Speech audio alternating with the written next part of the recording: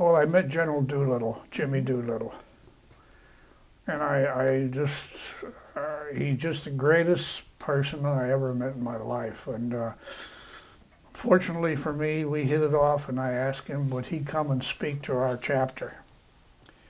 And he agreed. So he came and spoke to our chapter. And the place was packed. And I had told everybody, now listen, you got to give him a little room to breathe. And a young girl came over to me, and she was a reporter. And she said to me, do you think there's any possibility, Mr. Hudson, that I could interview General Doolittle? I said, ma'am, I don't know. Look how busy. He's got this speech. I said, I don't know if I can do it. I'll try. So he went like this to me, and I went over. I said, yes, sir.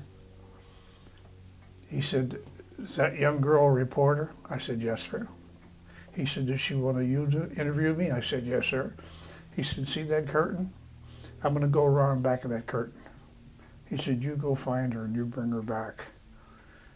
So I went and got her. We went around back of the curtain. He was sitting on the stage that stuck out underneath that curtain, and she interviewed him. And I've often thought that had to be one of the highlights of her life, and no telling what it did for her. And you'll see one of the things in the photos is a letter I got from the General Doolittle, and he asked about her. Yeah. That lets you know what kind of a man he was. I will tell you one other story about him. He led the raid on Tokyo because President Roosevelt said, we got to bomb Japan. The country was so depressed, all the GIs were depressed because the Japanese really did a job on us. So, unfortunately, 16 planes went off the carrier.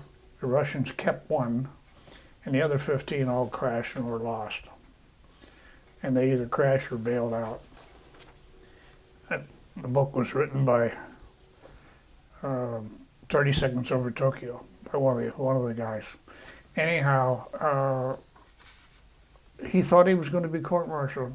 And when he come back, they said that President Roosevelt wants you to come to the White House. He thought, here it comes. So he went to the White House with his beautiful, beautiful wife, Josephine, who we call Jo. And President Roosevelt gave him the Congressional Medal of Honor. And General Doolittle told General Hap Arnold, I'm going to spend the rest of my life earning this. Nothing more I can say to you about this man than that. He was great. We did keep in touch, and unfortunately he passed away, but I think if he were alive, I'd still be communicating with him. So he was my big hero. Yeah.